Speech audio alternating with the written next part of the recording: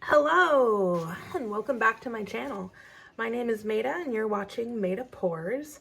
If this is your first time here, thank you so much for coming and joining. If you're a returning visitor, thank you so much for returning. You know, I really appreciate that. So for today's pour, it's another minimalistic, hopefully getting some pearl cells, going for a lot of negative space. Really trying to find that recipe mixture right now that kind of creates that magic on the canvas. We'll see. Definitely been experimenting. I have no idea how this one's gonna go. I just poured one that was like, eh. And I tweaked it. I actually mixed up this ultramarine blue for my color. I mixed this differently than I normally do. I mixed this with half a part Floetrol to 1 part paint. I did use a squeeze of Liquitex pouring medium, mixed that all together, and then added quite a bit of water. This is very thin, very thin. When you pour it in, it just sinks right into, not sinks isn't the right word. It doesn't sink into the cup, but it doesn't leave any mound. It specifically doesn't sink. And that's, I guess, I haven't yet mixed the paint to sink, but I think it's important to not let it sink. I don't know, I haven't done it yet. So I have the blank canvas here. I have the Artis Loft Flow Acrylic for my base coat. This is quite a concoction as well. This is based on Sarah Taylor's cloud pour mixture, except there's no satin enamel in this. This is just Artis Loft white and Floetrol, and then I also do have some Liquitex pouring medium and some GAC 800 in there, which I just got. I've never used it before, but I thought I'd give it a try. And then quite a bit of water, and it also, when you pour it from up high, just sort of disappears right into that mixing cup there. So step number 1, of course, flooding the canvas. Gonna speed this part up. Let's go.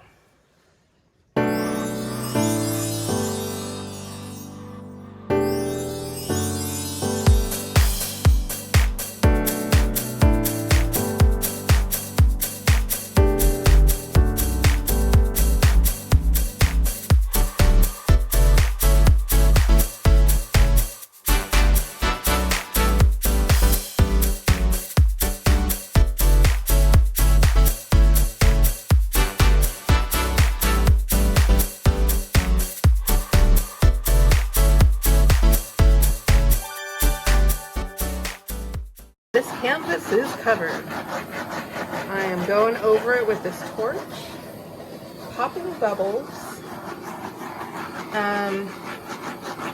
Also kind of just trying to, like, I don't know, warm the paint up a little bit, I guess.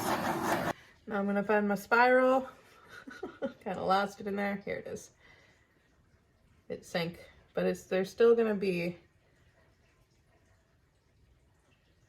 a thicker layer of paint, you know what I mean, under there somewhere. I'm convinced of it. Popping bubbles again. Oh my goodness. I need to change that pad. All right. Never done that before. I've done it twice and I've never done it before. All right. So, sorry, it's still some more bubbles.